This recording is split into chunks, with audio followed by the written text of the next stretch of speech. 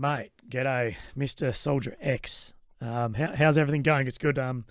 Good to speak with you again and get a update from how things are going at your end. How are you? Yeah, happy to help, man. Yeah, things are looking rough, but there's good news and there's bad news, which is always, it's not as bad as it could have been, which is a plus. Right. So when you say there's good and bad, can you let us in on some of what's going on and what your knowledge is on it?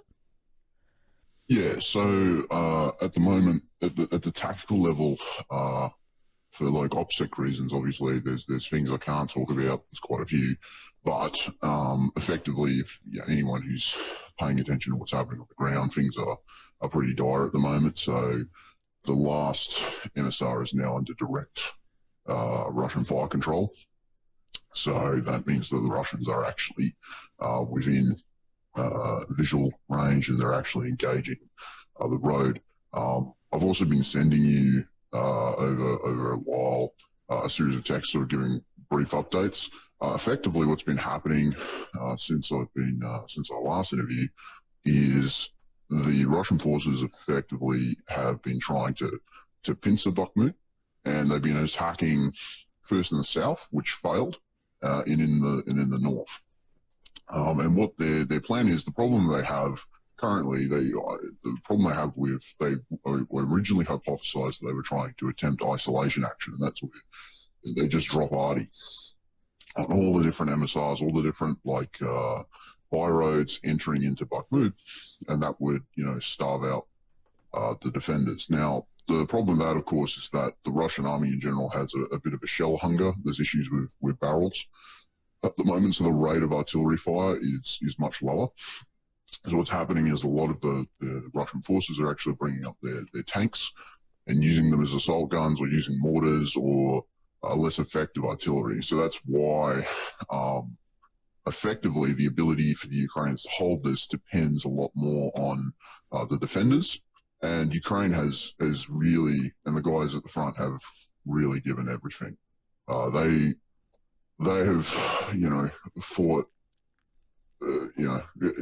like fucking devils. Like really, they have just been, fighting non-stop. And in the south, you'll notice Ukraine has held quite well. And the reason for that is that there's a large urban area, and that soldiers have a chance to sort of control their own fates there, because when you're in an urban setting, you've got basements, you've got things you can upgrade, you've got equipment, you've got things that can be used against the Russians. But in the north and elsewhere in the front, you'll notice there's a lot of open terrain, and the Ukrainians, as I've said previously, which again hasn't been heeded by anyone in the West as well. I mean, the West is I don't think has any interest in helping with this, but the idea of having effective defensive works that can gum up a Russian offensive over open terrain is virtually non-existent. So there are situations where units are being sort of sent out into the open, they're getting schwacked with arty, or they're getting hit, they're getting overrun, and then they can't delay the enemy. So that's at the tactical level. That's what's happening at the moment. Bakhmut is not encircled. A lot of people have said it is encircled. There are roads out of Bakhmut. It is isolated though, so all the Russians have their guns. They now getting out is going to be difficult. So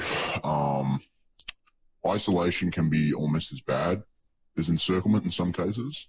The troops that are in Bakhmut are largely somewhat of a rear guard. So Ukraine has prepared to lose Bakhmut. It's not like they've left everything in there, but there are a few options. So if isolation action continues, the worst case scenario is the troops get trapped in there and it becomes a pocket, and eventually it turns into Mariupol, which would be the worst case. I hope that doesn't happen. The Ukrainians can counterattack, and there have been attempted counterattacks. However, so far failed. But there is a possibility of, even if they were fully encircled, the troops in the pocket could try to break out. So, but this is pretty desperate. So things have been kind of left to the last minute. But Ukraine has, been able to, in Bakhmut, create more casualties for Wagner than they have in the past. Previously, it was much higher, and it's still terrible, and the casualties are still appalling. But the exchange of life is, it's more balanced now, and there's a difference between wasting life when you just get people to attack and they die, and spending life where, people are giving their lives to hold, something that's going to sap the strength of Wagner. And when we are seeing that, Wagner, of course, at a strategic level, has had their conscripts, their prisoners taken away. And so, to a degree. And so, yeah, so that's broadly the tactical situation around Bakhmut. The north is really the area which is quite concerning. The south is quite firm because it's an urban area, and yeah, the Russian guns are having issues, but now are in range. Yeah, and without any OPSEC stuff, and if you can't answer this, just say, but how many sort of soldiers are we talking that are still within Bakhmut, and what are the casualty numbers on each side? Yeah, so in Bakhmut itself, it is quite rough. So supposedly on paper, it's supposed to be about 3 or 4 different brigades holding it. The reality is it's a rear guard, so it's actually a lot lower number than what people probably think. So there, yeah, I mean, it, yeah. So it's not. I can't get into like specific numbers, obviously, because of OPSEC. That would be something that would put people in danger. Right. But the Ukrainians haven't left a huge amount of people in there. There's definitely lessons that have been learned, and there are changes happening in the Ukrainian military that are positive. Unfortunately, yeah, they may have left it a bit too late to get guys out. But so yeah, and then on the casualty side, it's roughly, I would say it's more even. And maybe even in the advantage of Ukraine, because in the south, Wagner took heavy casualties. They failed to create even like they created some of their tactical salients. And Ukraine was doing quite well. Unfortunately, there's been a series of counterattacks done by Ukraine that have cost a lot of lives, and that has sort of made it more even on both sides, which is unfortunate because Ukraine was treating Wagner rather effectively, which is what they need to do to sort of sap any sort of Russian offensive, is just absorb Russia's manpower and then prepare for another operational offensive. Yeah. So in Bakhmut, they have somewhat done that. It has been a bit of a trap for Wagner and for Russia, and they keep making the same mistake, which, keep it up, is all I can say. Yeah, so when we say, they're treating Wagner numbers, last time we spoke, it was, a lot of the prisoners or conscripts into Wagner were getting killed, but your sort of old guard Wagner professional soldiers, there weren't too many of them being killed, if I'm correct. Yes. Has that changed? To a degree, yes, because they've taken so many casualties, they've had to start using their actual troops, and that's really the problem. Effectively, like they still do have like infiltration teams and stuff, but a lot of that doesn't necessarily matter in a large urban environment, because it's like you're fighting for a big concrete maze. So you can have superiority of numbers, but if you're at a choke point, or you go through an alley and you go through danger area and you get sniped or machine gunned, like you can slow down a much larger force, and so that's what Wagner's encountering. Wagner has attacked on different axes. So in the south, they have attacked in, haven't just like, usually, like if you look at Volodar, initially, the Russians just kept attacking the same sector over and over again, whereas Wagner will actually pivot. So every time they attack, they will change their axis of advance, which is good, because if you just attack the same point, I mean, the enemy knows you're coming, right? So it's obviously quite stupid. So, but it hasn't. They've made a number of mistakes. I'm not going to explain how they can fix it because I hope they keep making them. But they just keep making the same mistakes. It's the same stuff we talked about last time, which is that Wagner is relatively tactically proficient, but operationally pretty lacking. They struggle at the operational level, and you're kind of seeing that. They've kind of just brute forced their way through the problem, which doesn't work in a city. So, and do you have any time frame of what you think we will see Bakhmut fall? Either be actually encircled or a withdrawal of the Ukrainian elements in that, and the city fall into that Russian red zone?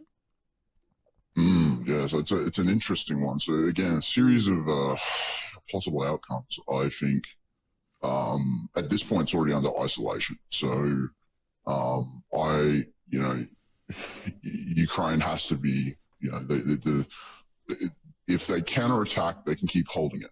If the counterattack fails, they don't push them back in the north. Then yes, encirclement becomes more likely. Although to get encirclement, they'd have to go through the south, or they'd have to push further from the north down.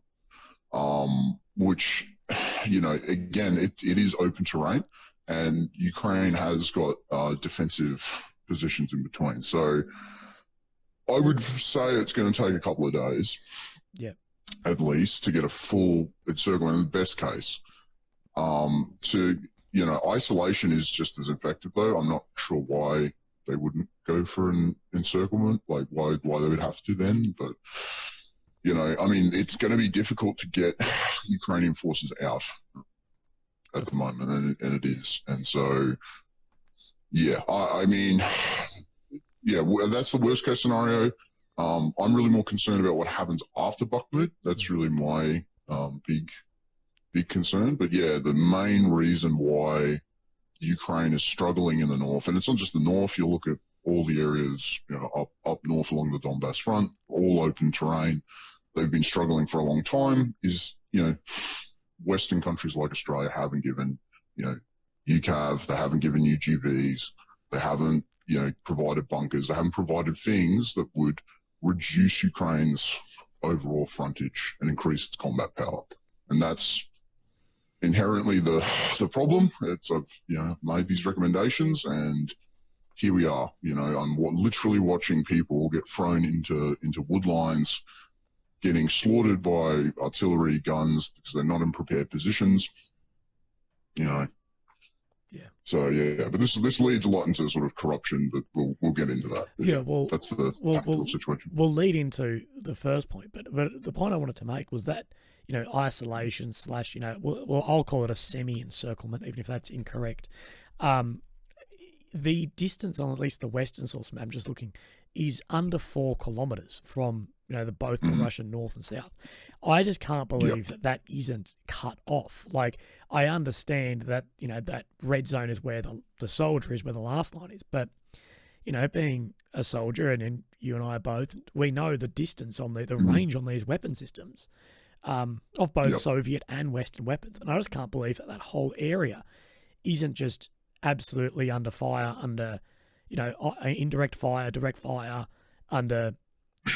I just can't believe that area just can't be flattened. Like, that western area of Bakhmut, which is a, say 4 kilometer straight line.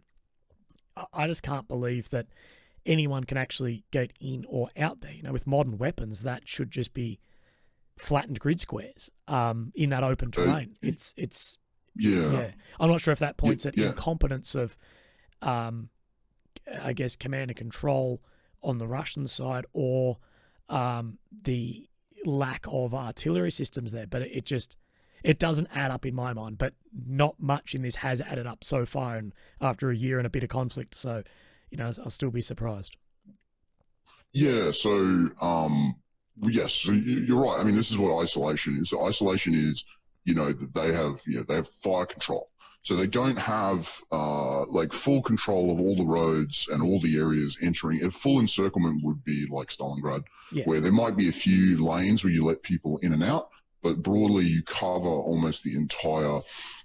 You've created a ring of steel, and the Russians haven't got to that point yet. There are ways in and out of Bakhmut, and that's the difference between encirclement and isolation. Isolation is isolating a position from another position with fires. So so at the moment that's what Wagner can do, and that's. Oh, but I just can't believe that someone can move through that area, knowing how good thermal optics are, how good modern weapon systems are. I just can't believe that if you've got only a 4, and I know someone who might say, oh, it's 4 kilometers. 4 kilometers is a long way. I agree. But good thermal optics, things like that, I can't believe that. I get it's isolated, but if people can still move vehicles or people up and down, I just can't believe that Russia doesn't have the ability to have just nothing move in that region.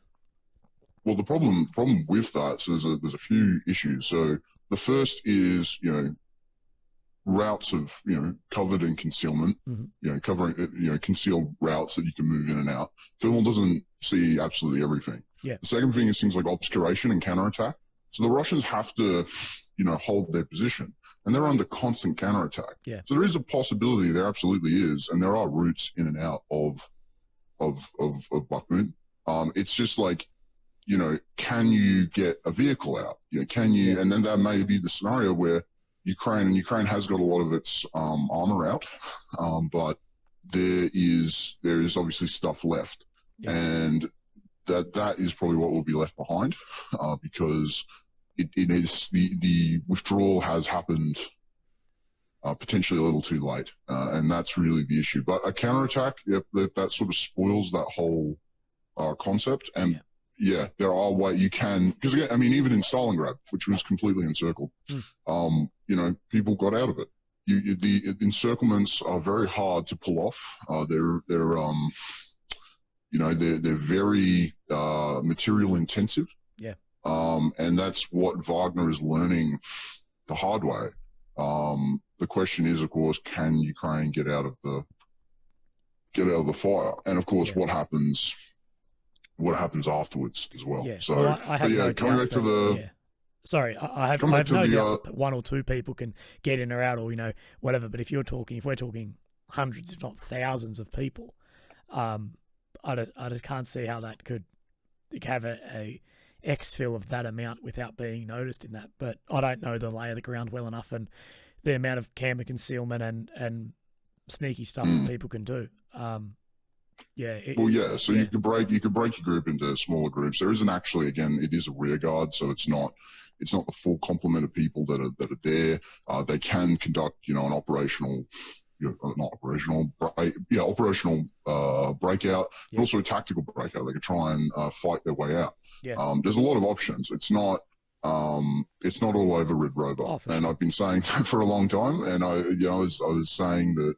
In that stuff I sent you, that everyone was like, oh, they're going to walk through the south and they're going to capture Bakhmut, and I'm like, yeah, no, this is pretty rough. Well, rough terrain. So I was wrong I was wrong on my estimates too, because I would have said 4 or 5 weeks ago that we were within days of seeing that close up, and it just hasn't happened. It's moved maybe a few kilometers.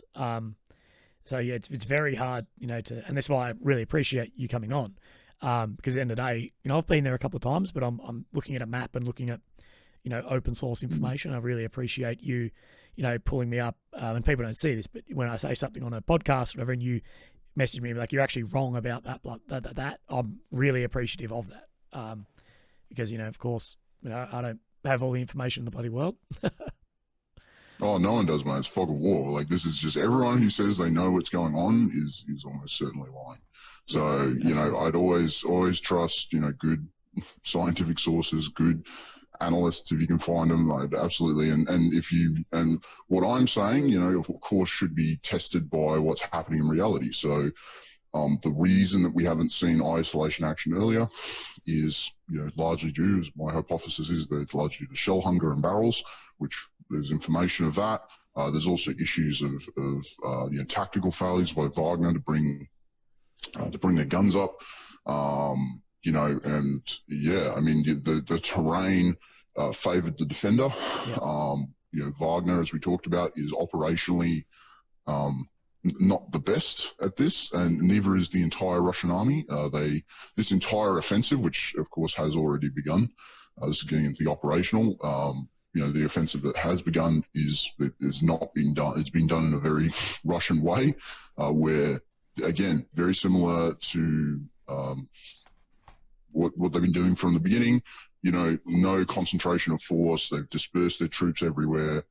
And it's, you know, it's just resulted in a whole bunch of nothing, really, on most of the front. In obviously Bakhmut's a little different, but yeah, like yeah. But would you say that in Bakhmut that the Wagner forces are the best the Russian military has, as far as individually trained guys? No, I mean, because it's the only place we've seen a lot of success recently. At least in the past little bit, is seeming to be with Wagner in Wagner. Bakhmut.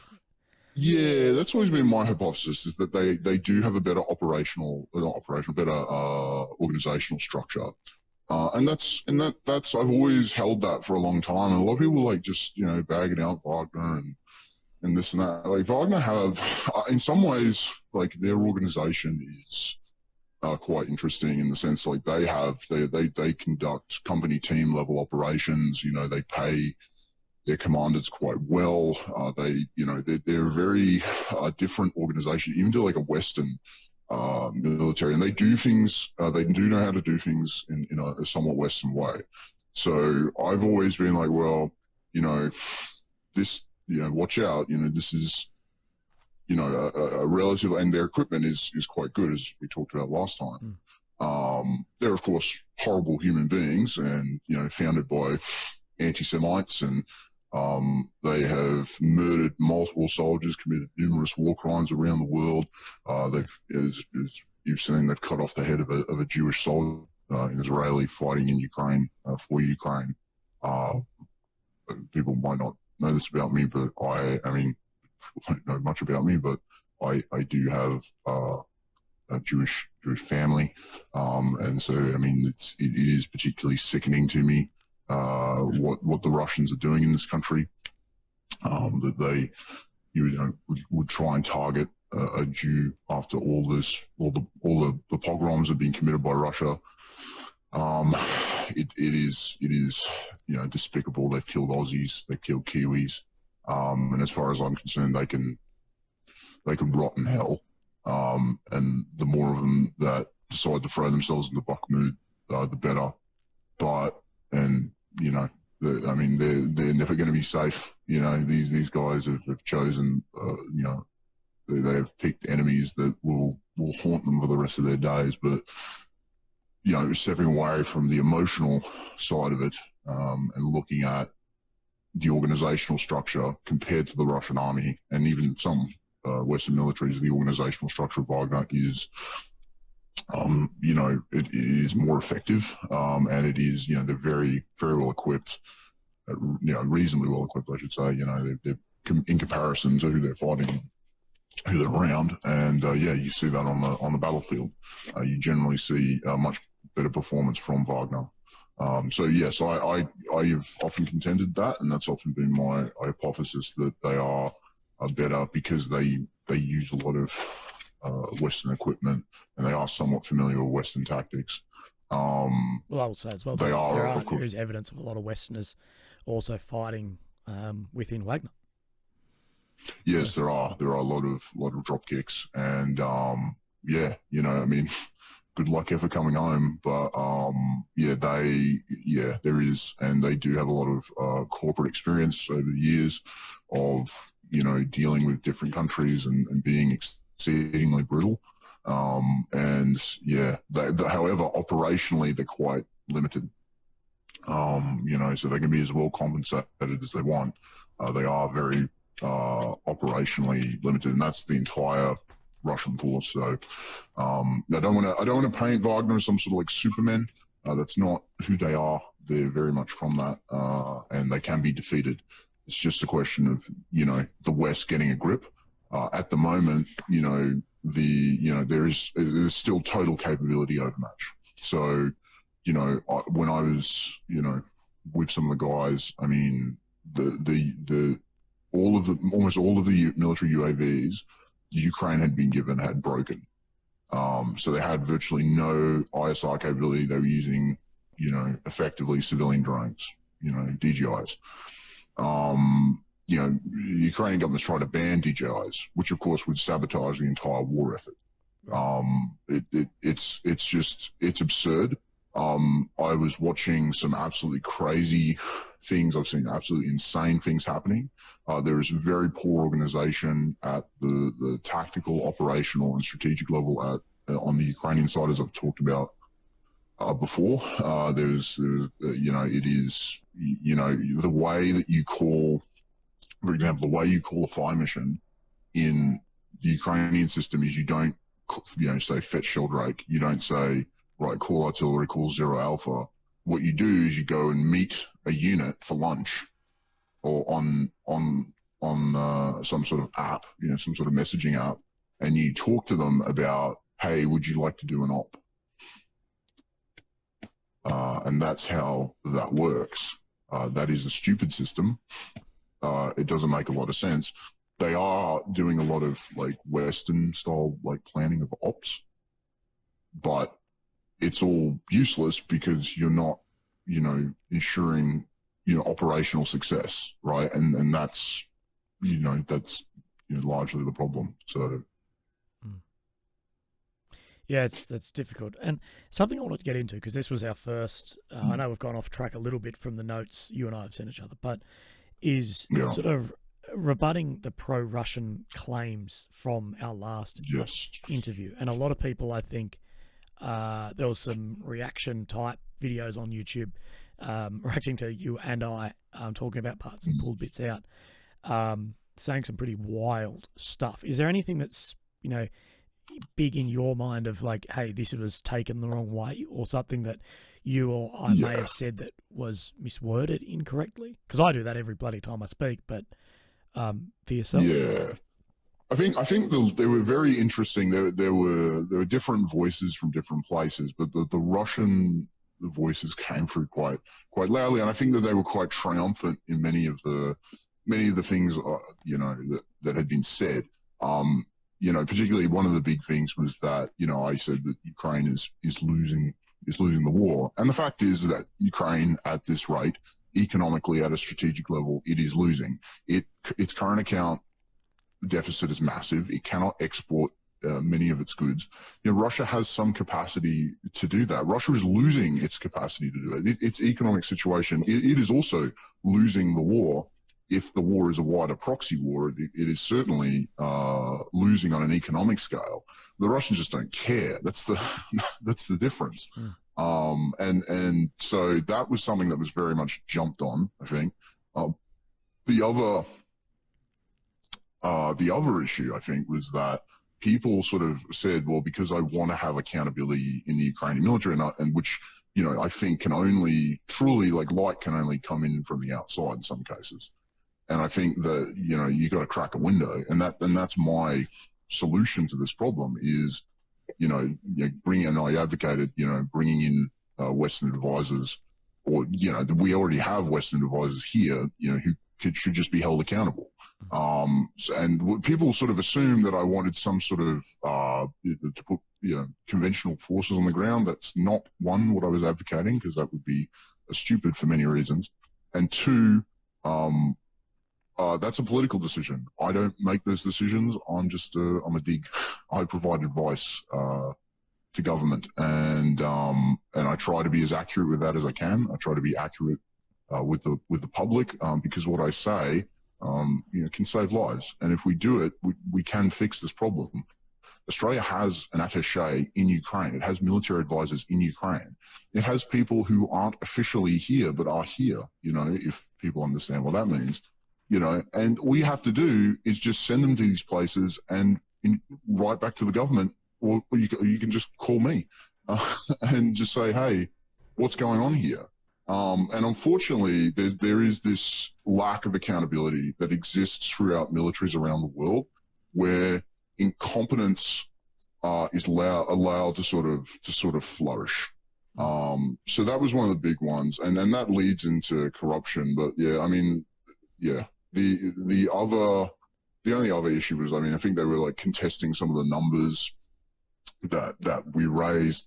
The fact is, you see the Russian offensive sort of peter out very quickly after, you know, before the mobilization. Then they have the mobilization. I mean, if they weren't taking heavy casualties, they wouldn't have to mobilize. So there's that. And then, of course, you know, one commentator wasn't sure if you had a military background. So I just let you.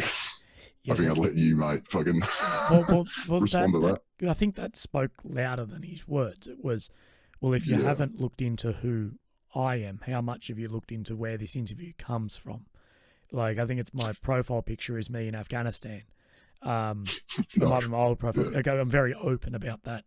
And I think, I'm like, well, if you haven't done any research on this and you think, oh, these guys are dickheads coming from a point of zero intelligence, zero idea, and I'm like, well, you know, that's something.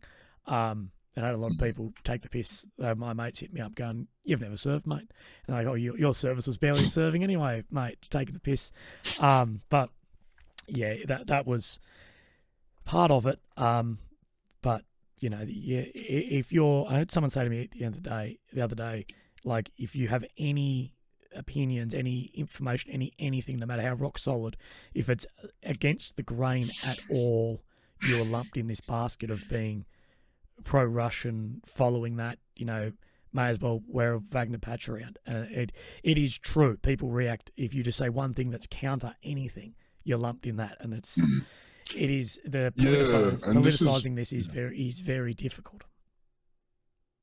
Yeah, and that's the problem, is that the military has been heavily politicized, and I view the military as a very independent organization that's there to do one thing, and that's to win wars. Mm-hmm. And it's unfortunate, because it has been, and this is the problem with a lot of people were praising Ukraine sort of like information warfare. You know, Russia also does information warfare, but the problem with it is that it is anathema to democracy. It's anathema to our system of government, where we are purposely deceiving the public for no real good reason other than a political issue. Like, things are bad, and we don't want people to know they're bad. It's like, you know, in World War II, you know, the U.S. Army had, you know, tons of corruption. You know, it had, you know, torpedoes that didn't work.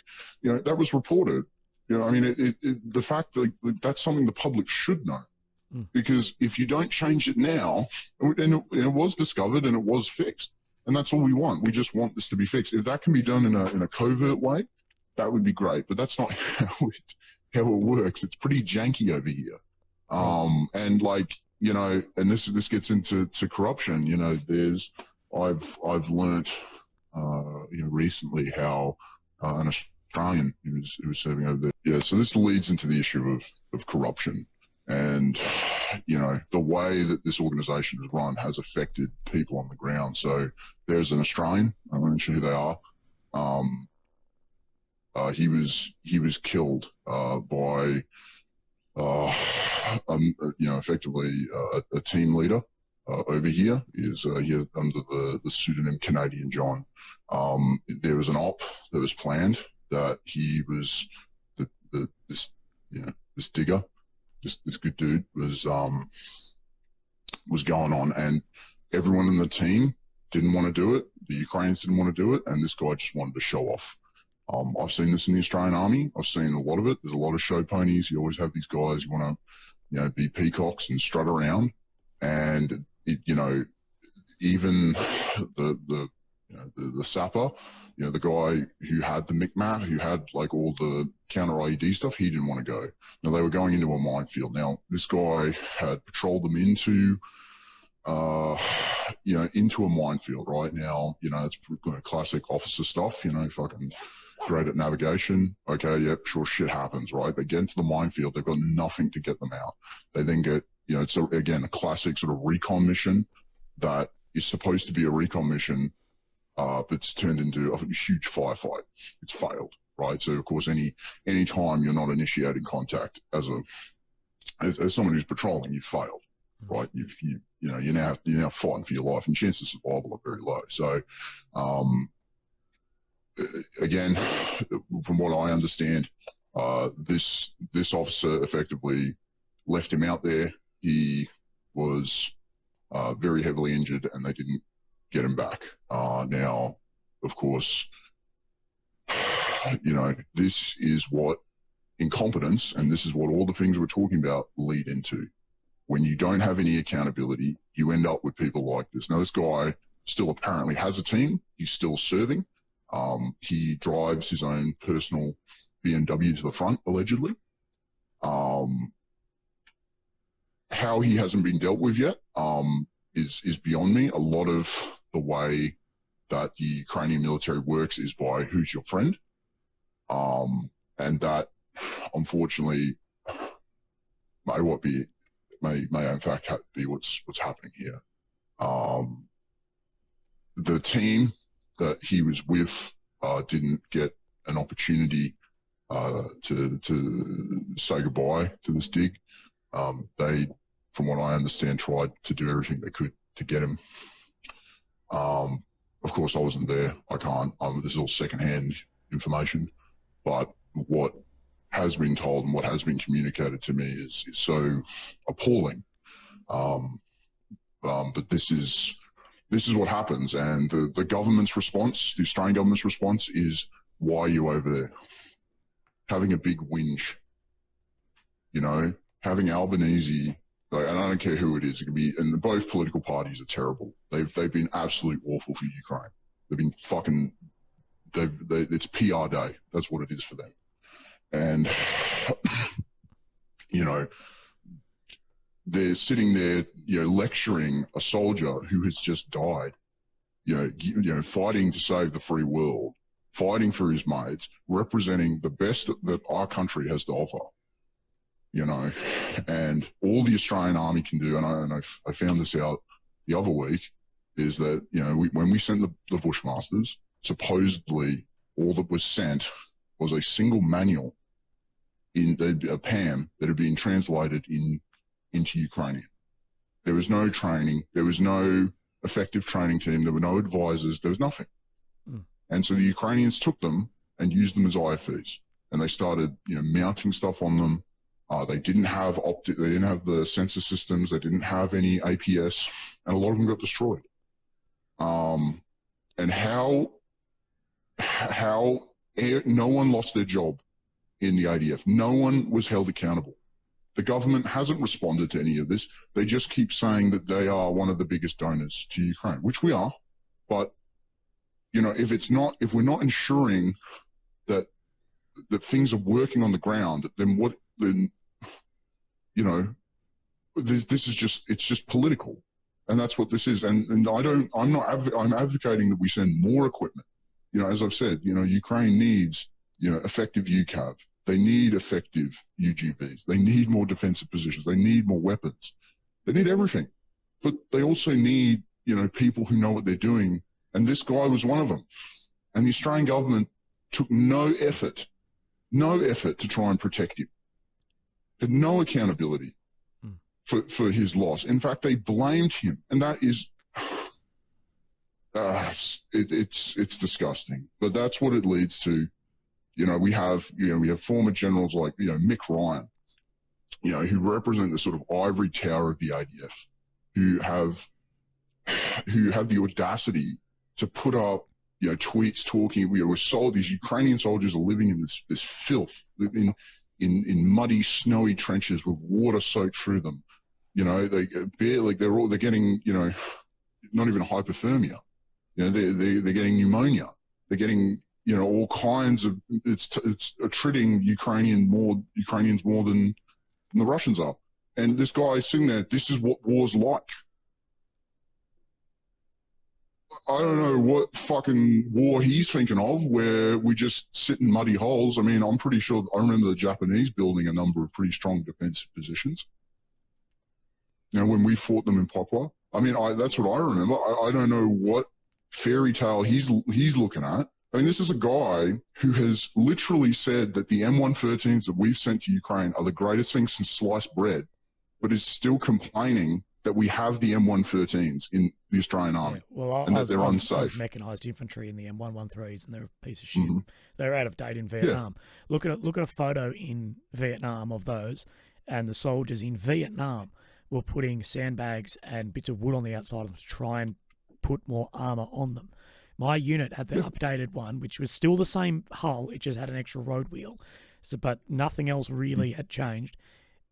They're a piece of shit. I was mech. I'm not saying they're not a deadly thing to come across, but you know, the turret's not stabilized, and it's a fucking 60-year-old vehicle. What do you expect? Well, that's it. And then the thing is that if we're going to send them, and I said, well, if you're going to send this, and it is somewhat junk, like, you need to upgrade it. Same with the Bushmasters. You need to make sure that there's, you know, APS on it, you know, active protection systems, because there's going to be anti-tank weapons. There's going to be other systems. You know, we need to give them the best that we can. We need to put add-on armor on it, you know. And, like, if we're not doing that, then we're just sending junk, and we're sending things that are going to get people killed. And that's what's been happening. There was one UAV that came up to the Donbass, came up to Cram. It was like this $100,000 U-Butte fucking, I had best optic. It was this amazing thing that come from the West. It lasted one day and crashed, and the whole thing failed. This was $100,000 million system that had come from, you know, Western government, total junk. You know, and that's the thing. And there's this demented view in the West that, like, oh no, if we just increase defense spending, if we just somehow, you know, keep pouring money into the money pit, you know, this is all going to get better. And nothing really, in my view, could be further from the truth. Yeah. Something I just wanted to touch on with that lad, sadly getting killed. So I just want to go over the story again. So he got moved. Yeah. So they moved patrol into a minefield. They got contacted, like a shootout with the enemy. He was injured, and then that platoon or section pulled out and left him there injured. Is that correct? Supposedly the commander had made a decision to leave this guy. Right. So that's supposedly what happened. Of course, this was a recon patrol. So as you know, a recon patrol should not contact the enemy, full stop. So something's gone horribly wrong there.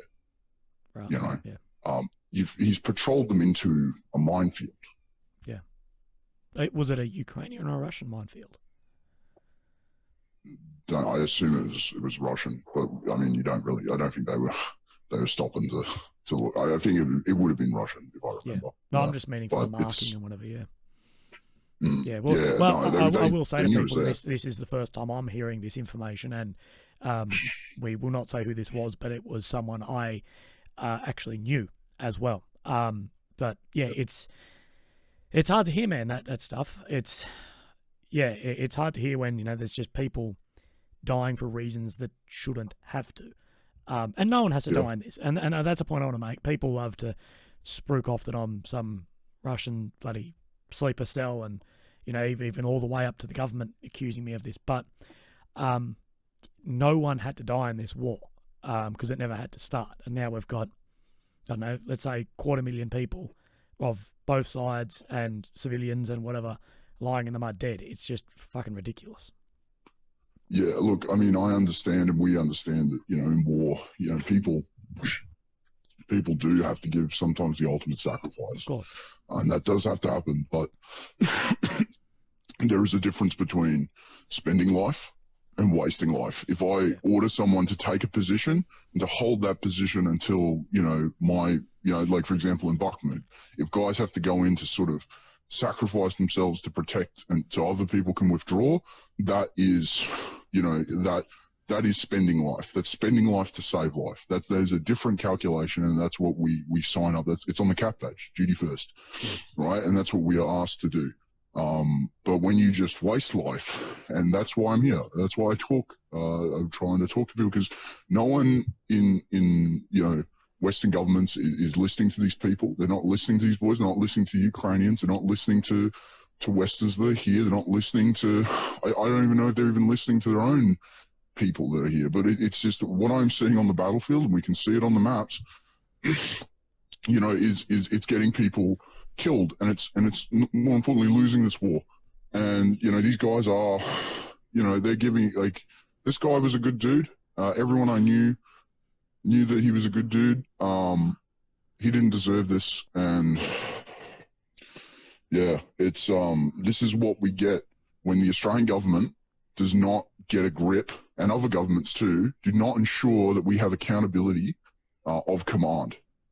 It's unacceptable. The amount of generals that have gone on, TV talking about this war and making outrageous predictions. Well, if you're such a good general, please come.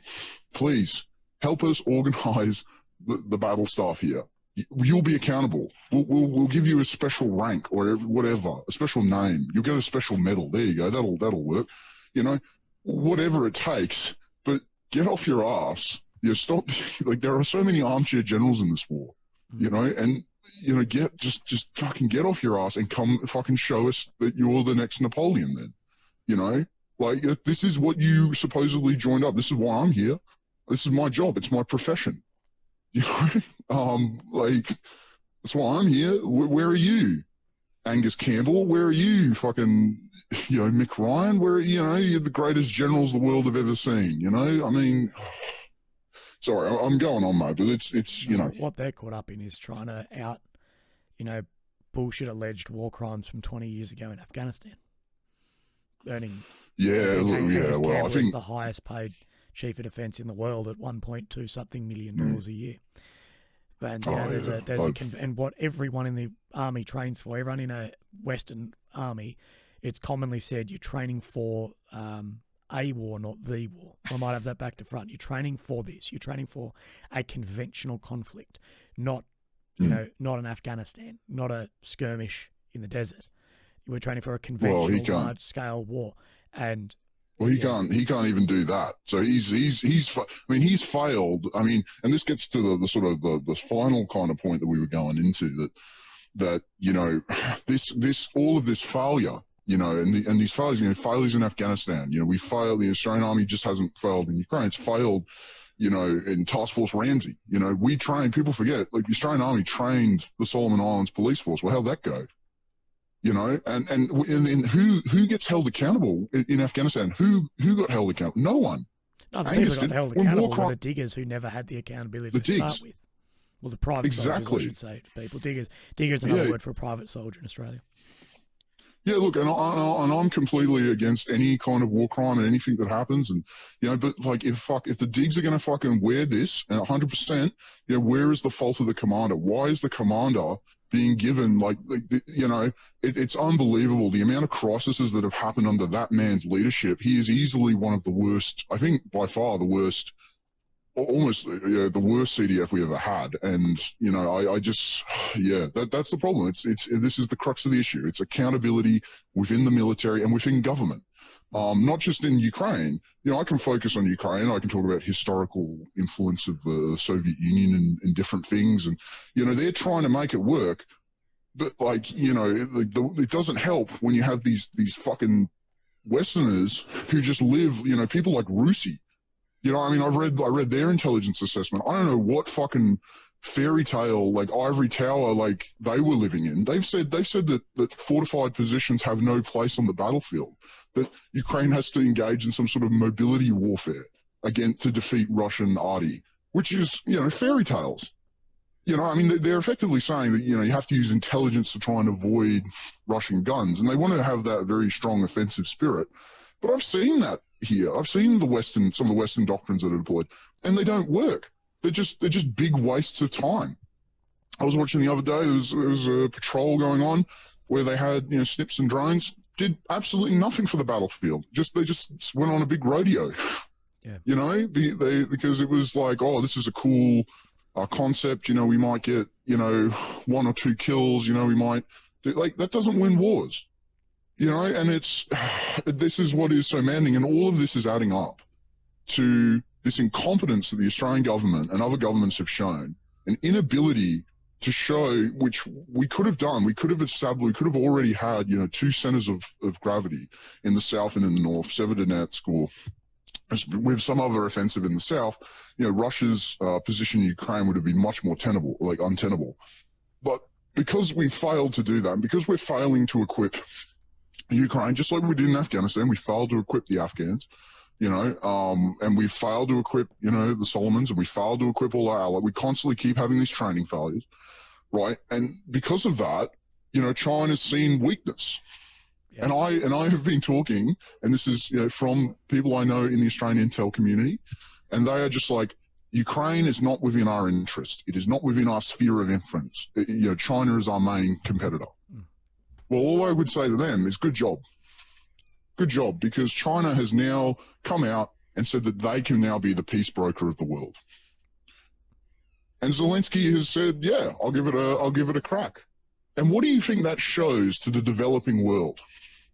You know, the countries that are largely neutral in Southeast Asia. Most of Southeast Asia is either aligned with China or Russia, or is not aligned. Right? It's effectively been scared into, and that's what the whole point of this war. The first part is an ideological campaign to effectively create a sort of Lebensraum, to recreate the Soviet Union in the vision of sort of National Socialism, a sort of ideological Nazi-style invasion that makes no sense. And then the second component is to demonstrate that the West is weak, and that Russia's ability to use force to make friends works. That is what they are demonstrating. And they're trying to demonstrate that might makes right around the world. And at a strategic level, like, you know, again, China stepping in and saying, hey, this is our peace deal. Oh, but Russia gets to keep all of this. I mean, it demonstrates immense weakness. And I guarantee you that countries around the world are looking at this.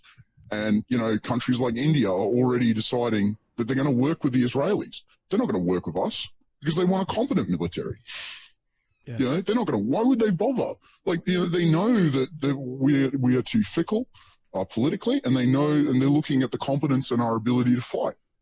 So, you know, this war, and what I would say, you know, to any Australians who are listening, I hope you like fighting in war, because there's going to be a lot more of it. We have now pulled the cork out of the bottle, because, you know, this was our chance to stop Hitler. This was our chance to stop, you know, him taking Poland and gobbling up Poland. And if we fail in that, like, completely, you know, I mean, another dictator or Putin or Xi is going to keep, they're going to keep, you know, eating. And that's the reality. And this affects the survival of my country and the safety of my country. And the Australian Army is not prepared for war. It's not. It's not even close to ready. No, you know, no militaries are actually ready for that. No, especially not now, after we've already shown we have problems in supplying 155 shells, things like that. It's like, hang on, this is a war against one country. What happens if a country like China team up with someone and attack it? We're gonna run out. They will too. But, you know, yeah, we've already. I hope that we learn some things from this, but we should have learnt those lessons 80 years ago. Well, I mean, that's what we're experiencing. We're experiencing Western corruption on the battlefield. You know, I mean, like, again, you know, things like, you know, simplifying the defense production chain, you know, providing more competition in the production chain, ensuring things like, you know, organic growth in the defense sector. You know, the idea that we can just tax and spend our way out of that problem is not a viable policy solution. Right. You know, it's not. It's one way to fix it. It's a brute force way to fix it. But you know, and like the idea that we can just pour money into the problem and it goes away is ridiculous. These are very high-tech pieces of equipment. What isn't high-tech is a bunker, right? What isn't, you know, I mean, and like, you can do things to reduce cost of military equipment and improve its efficacy. Well, and we can do that. Well, something I said earlier on, and I copped a little bit of shit for this, but I said, you know, I understand people pushing for F-16s and Abrams, but what we can do now is we could give every soldier a pair of Peltor active hearing protection. And that would do a lot for the individual soldier. Give them a good pair of boots, a good pair of gloves. And that's shit we could do tomorrow. And You know, I hope people, oh, you know, you're full of shit. And I'm like, I was a soldier. I was a soldier for years. What a good pair of dry boots and a pair of peltors if you're in an environment that I cannot explain to someone, and even I haven't had it at that level these guys have, how loud it would be. And loudness isn't, oh, that's loud. No, it means you can't hear. You are deaf. And active hearing protection does two things. It drops off, it dulls down weapons and artillery, and it lifts up things like voices and footsteps. And we have that equipment. We have that right now. We could send that right now. I understand people pushing for fighter jets and Lockheed and General Dynamics and all this shit, but we could do that now. Dry boots, good peltors, that increases things massively, because at the end of the day, I don't care what bit of equipment you have. There is a young lad sitting in that who, if he's more comfortable, whatever, is a better fighter.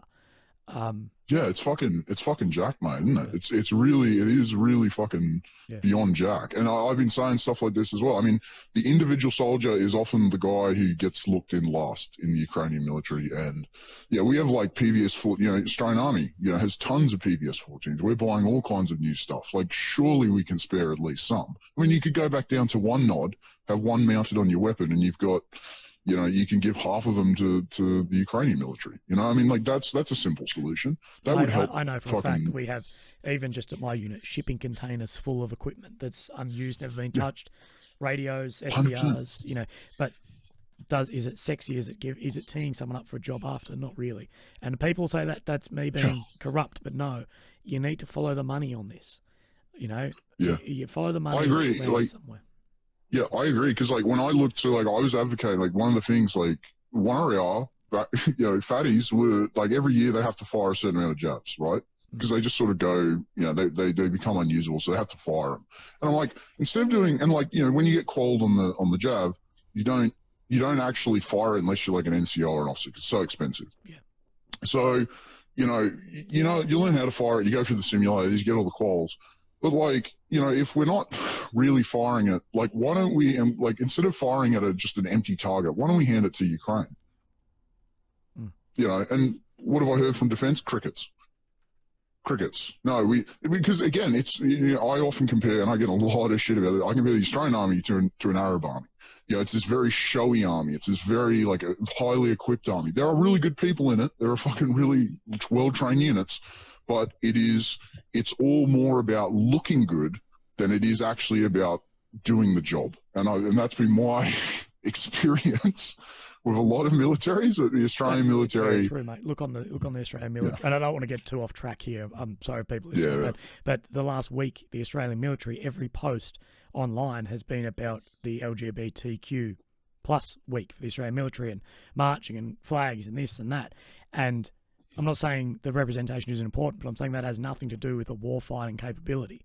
That, okay, I get it if you do this post or whatever, but end of the day, what fuck training is happening for someone crossing your border who does not give a shit about your representation, wants to shoot you in the fucking face? That is war. Yeah. Well, exactly. And this comes back to the politicization of the military. And look, I'm very amenable to gay rights. I'm very, full disclosure, I'm not massive. I wouldn't say I'm progressive or anything like that.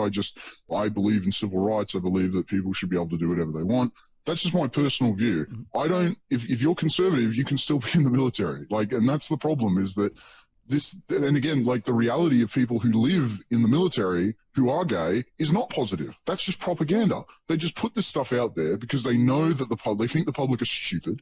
And they go, oh, well, if we just put a post out there and say that we're progressive, then, then they'll stop questioning, why the amount of people who get bullied for being gay, or like, I got targeted for my ethnicity. I got told when I was in Australia, I couldn't use the word Israeli because it might offend a Muslim soldier. Yeah. I got told that. And like, I'm like, well, why, if that's the case, why are we going into a Muslim country with like the cross of, St. John? Yeah. Like, what, like, how does that, but yeah, again, it's the worst parts. And it is this politicization of the military that doesn't need to happen. And we're seeing that on the battlefield. It's having a battlefield effect where you know, generals are more concerned about their relationship to certain political parties and to what their jobs are going to be afterwards than they are to the welfare of their digs and of what's happening in Ukraine and the digs who are over here. Yeah. And that's what's concerning. And like when it comes to equipment, it's all about they literally won't send MVGs because then some American general might get upset because we might not do all the missions that we could possibly do, and that could really hurt. Then the general's feelings would be very hurt, and they might get embarrassed on Talisman Saber. Yeah. Oh no.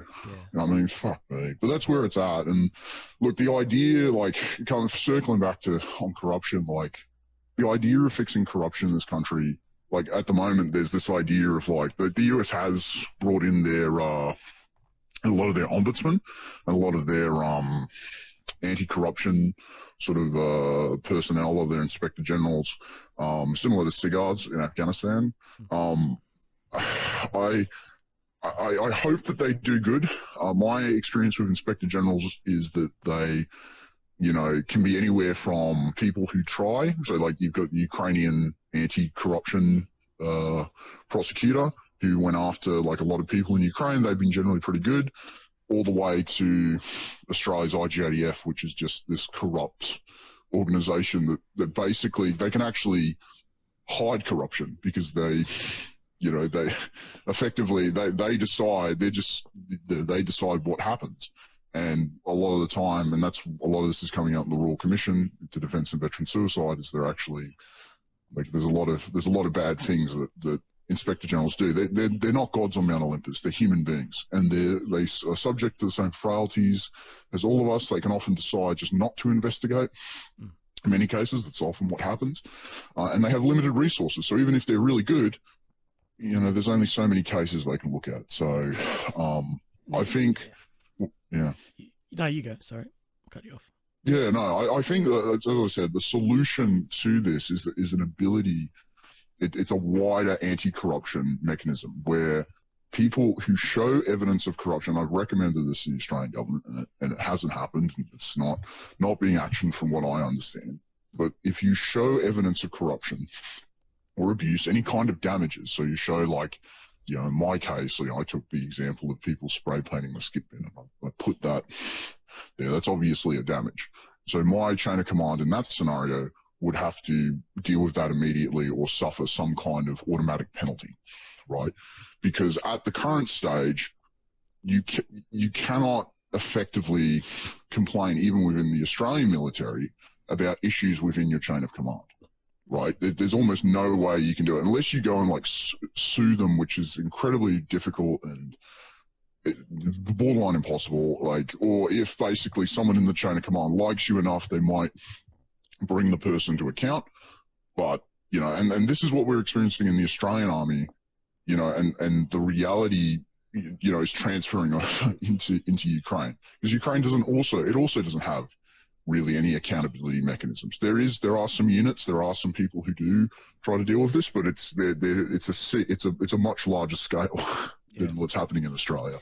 Yeah. So Now you said earlier in the podcast, sort of change off that subject. You're not really concerned about Bakhmut. You're concerned what happens after it. What do you think? Yes, the operational. Yeah. Yeah. So I mean, it's a real question of does it turn into a rout? That is still a possibility. So there's a water channel behind Bakhmut. That's the main sort of defensive position. Right. Which I hope that they have to get to that point and they have to settle in that position and, defend it. And, the problem is that, the water channel is a natural defensive obstacle, but these obstacles have been breached previously. So in the south, it was breached. Luckily, that didn't turn into anything.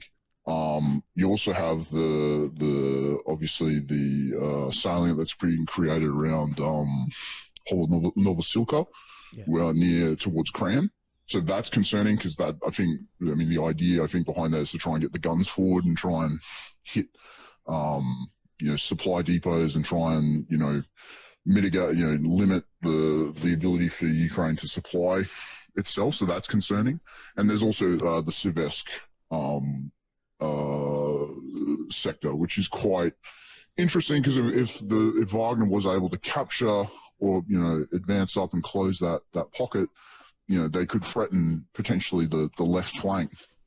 Sorry, from their perspective, the right flank of the Ukrainians up in Kharkiv, right? And that's really a concern to me, because that would be more that is somewhat more operational and operationally concerning, and potentially strategically concerning, because if the Russians can sort of push around, Kharkiv and cut off that and create a salient there, and then sort of go around Kharkiv, there's a potential for the Ukrainian forces in the north to be cut off from the rest of the Ukrainian army. So I think that's that's somewhat unlikely, though, because the Russians have lost so many forces. They have just taken heavy casualties. There's heavy amounts of attrition that have been caused. And yeah, they've got shell hunger. The Wagner are trying to combat their shell hunger, by the way, by basically getting shells from other units and having them donated and buying them, basically, and threatening people for them. So, yeah, so Wagner will have some combat potential left, but they will be, I think, quite exhausted. And whether it comes down to the pursuit. So if, and again, this is the same problem Ukraine had in Kherson, where they struggled in the pursuit. And if Wagner can pursue the Ukrainians, they can potentially prevent them from establishing secondary defensive positions, which then it becomes a question of, the stability of the general front and whether that actually will, be able to hold. Because we are seeing, and it comes down to broadly these open areas. They're just the defensive works aren't strong enough. Right. Guys are getting schwacked with artillery. They can't survive. They're being isolated by Russian fires, and they run out of ammo. They run out of equipment, and they have to withdraw. And they often struggle, and they can get surrounded and captured or killed. And yeah, it's a problem, and it's a problem that Ukraine and the West just haven't fixed so far. Yeah. So yeah. That's the operational concern. Of course, on the other side, Ukraine is preparing for their offensive. So where is that going to be? And I have some concerns about that, but and I'm not going to say where it could be, because fuck Russia, and I'm not here to help you. But yeah, I'm. Can you tell me there are some concerns about that? Yes, about the operational offensive, there is a few concerns. The main thing is that the Russians have had time to build up defenses broadly, and that's across all the fronts. They've had time to fortify positions, which means you need more effective combat power to take any position. So if these things have APS, they have active protection systems, sure. I mean, I think Ukraine could advance if they do it properly, take one position. If they can reload their APS, they'll just keep advancing, and if they can do that and capture, it's going to be hard to bypass a lot of these strong points, because a lot of them are interlinked because they've built more strong points. So that means you have to crack them, which means you have to do the combined arms fight. Yeah. And if that is going to take a lot of resources, and that's going to depend on things like logistics. It's going to depend on and whether the Russians then can mobilize counterattack, and prevent a breakthrough. If a breakthrough happens and they get into the rear, it's then just a question of how quickly can they get to where they need to go, the center of gravity. And if they get stopped, what's their contingencies? So you have one column, one breakthrough.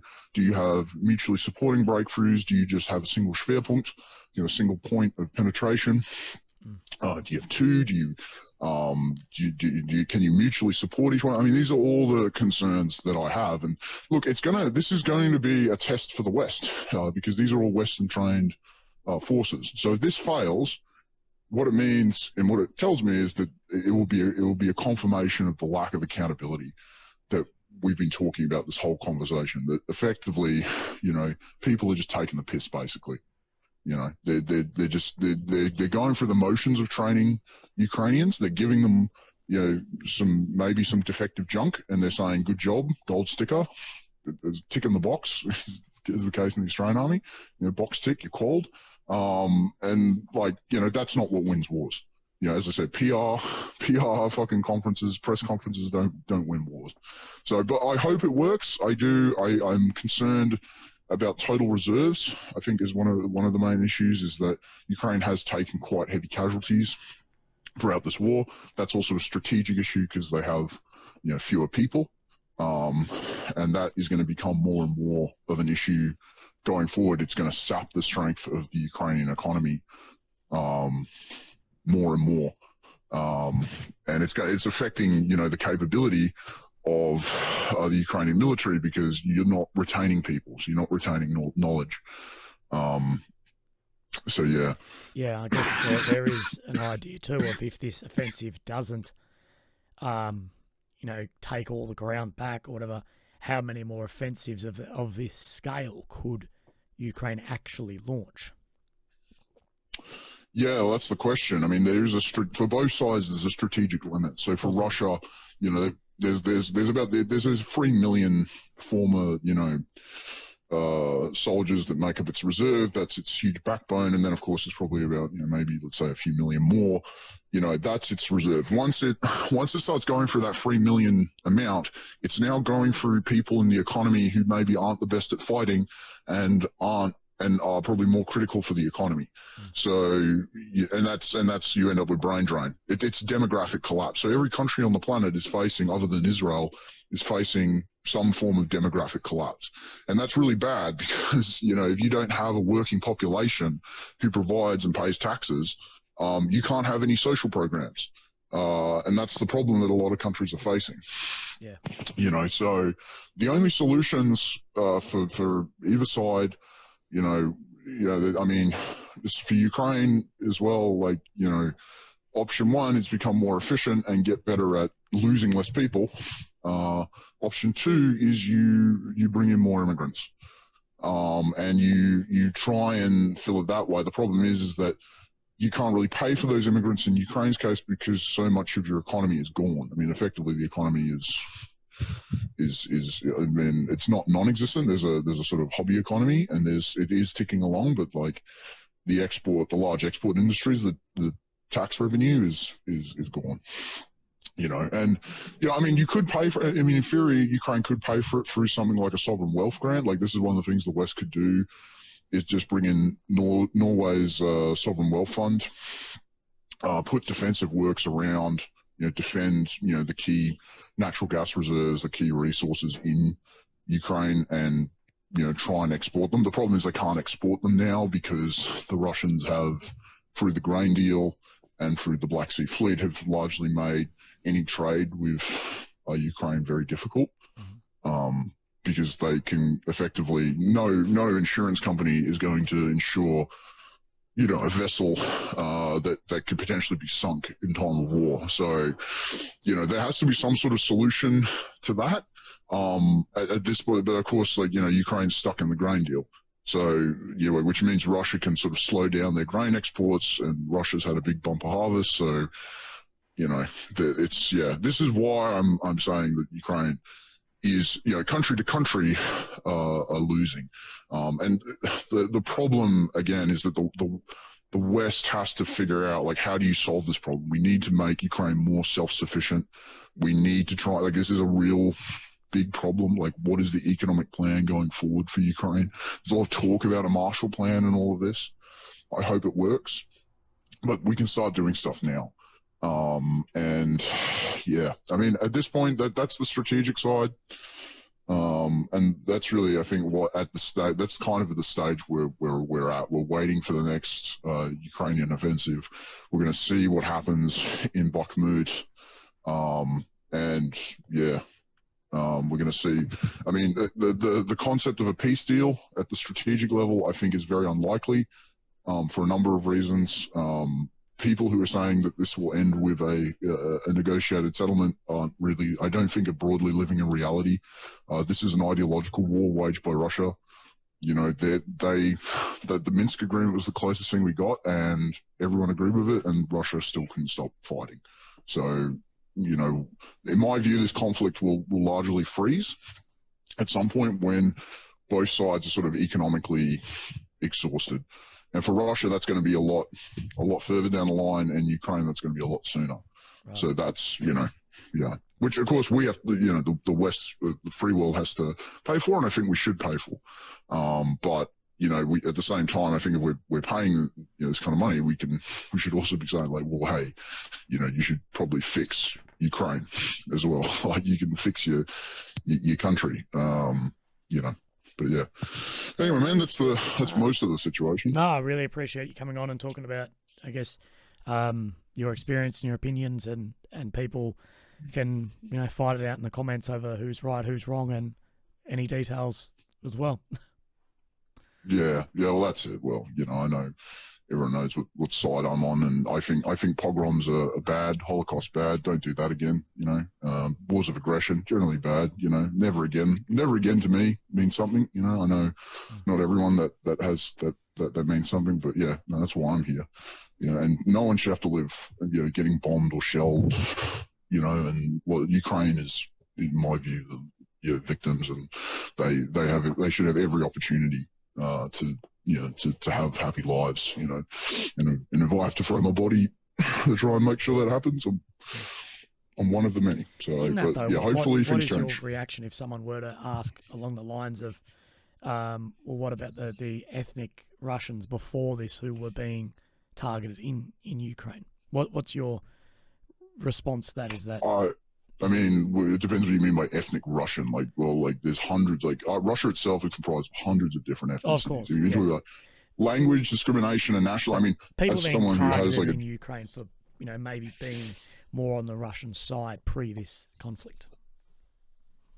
I don't broadly agree. I mean, Zelensky himself is very not. I wouldn't say pro-Russian, but I mean, he's he came in on a bi-party. He was elected overwhelmingly by the population of Ukraine, and that included the Russian-speaking people. Most people in Ukraine speak some kind of Russian, so that includes nationalists. Everyone speaks Russian. It's a lingua franca. To say that there's a minority of people. I mean, I am, and I have, I've relatives who are minorities, and Jewish people, I can tell you right now, and I will tell you, Ukraine has a very dark history with the Jewish community. There's been targeting of the Gypsy community here during the war, particularly. It's got really bad because nationalism's got worse. I'll freely speak about discrimination and targeting of anyone in this country, but we've also got to talk about what happened in the Donbass, and that the Russians were targeting synagogues, they were targeting rabbis, they were targeting people, all ethnic minorities, because they believed that they were Western agents. They were threatening. Mariupol is full, and dozens of people who fled the Donbass, Donbass refugees, because they were. If you spoke out against the regime, you had the Cossacks to rock up to your door and rip your heart out. Or, you would have members of the security service come and, rape your children, right? That's what would happen. And that's what we were fighting. And that's what Ukraine is going up against. And that's often not what's talked about. And I would recommend anyone who, wants to learn more about this, I'd point to Dr. Philip Carver. There's dozens of sources you can look at. Ukraine is not perfect. It is far from a perfect country. There is issues of anti-Semitism here. Absolutely. I've encountered it. It's got its problems, but it's a democracy, and it's trying, and it's come a long way from where it was, where the Russian government in the Tsar was trying to pogrom Jews and remove Jews from the face of the earth, which of course led to a lot of Nazi ideology and what the Nazis wanted to do. I mean, that's what I would say in response is, look at the whole picture. I don't think Russians are discriminated at all. I think that's really just it's I mean, I've heard Russian people say they're the new Jews. Well, you're not. You're not. No. You're not. I'm more meaning the events of, militia groups in Ukraine, leading up to these wars, actively targeting people. And there's evidence that has absolutely happened. There's no ifs or buts. Oh, absolutely. There's absolutely been targeting. That's then a reason for bloody war. I'm not trying to defend anything, but I'm sort of asking your opinion as someone, mainly because you're, you say you have Jewish heritage, and that's the reason I ask. Yeah, I have relatives, and like I'm very amenable to. I describe myself as a civil rights Zionist, and yeah, like I've seen personally, gypsies being targeted. Like I shouldn't say the word travelers is the correct term, but just so people understand. But these people have been targeted, and they're being, they're having their pants ripped down. There's stuff like this happening. It's still kind of happening. However, Ukraine has passed laws against it. There is pushback. If I raise these things, there's a potential that there might be some outrage. And, Ukraine is still trying to win over Israel. There is an attempt, whereas the Russian side doesn't really seem to care. No. There was a protest very recently in Australia that was allowed by Australia, which is quite funny. In Australia, which is a country that doesn't have a First Amendment, that doesn't allow generally, most freedom of speech, has allowed, I think it was the father of Aussie Cossack to say that, Russia is justified because they're trying to exterminate the Jews. These are people who have been, it's disgusting. And this ideology is around, and the people who are supporting, this is where it leads. And that's what happens. And, there were whatever legitimate concerns existed within the Donbass, or people had over, like, Ukrainian nationalism, or whatever their pet issue was, does not justify Russian state security services murdering, targeting, disappearing people who disappear. Like, that's no one deserves to live like that. I don't care who you are. They're conscripted. Those people in the Donbass are getting conscripted. They're getting thrown like meat, into the meat grinder. Like, I mean, I talk about Ukraine quite a bit. And the issues that happen in Ukraine. But that's what's happening here. They're taking people from Crimea and sending them to go die. It's pointless, So that would be my response. Yeah, no, mate, I really appreciate that. Look, mate, I'm not sure how long I've been going, an hour or so. Yeah. I really appreciate your time, mate. And I'm sure, we'll go through these comments, and I'm sure you and I will speak. We speak most days anyway, but I'm sure you'll be back on and speak to me at some of the points if someone has anything to bring up, or call us knobheads. That's all right as well. Yeah, man, absolutely. Look, I'll try and I want to keep people informed, and hopefully we can. I guess the public deserves to be informed about what's going on, and I appreciate everything you're doing, man. The idea that you are a Russian agent is so despicable to me, and it's utterly untrue, and I'm not going to wear it. But we know the truth, mate, and we know fucking you and I know some there was some collusion behind the scenes of people that don't like me who had some shit called out upon me, but that's all right. That happens. Yeah, well, that's it. And all we can do is report the truth, because that's what sets us free, and that's what everyone deserves to hear. I'm not going to sugarcoat it. I'm going to try and tell people how it is. So, thanks for the time, man, and thanks for giving these boys a voice. I'll be in touch, mate. Anytime. Okay, see you later, brother. Talk soon. Bye. See you, mate. See you, Willie. Bye.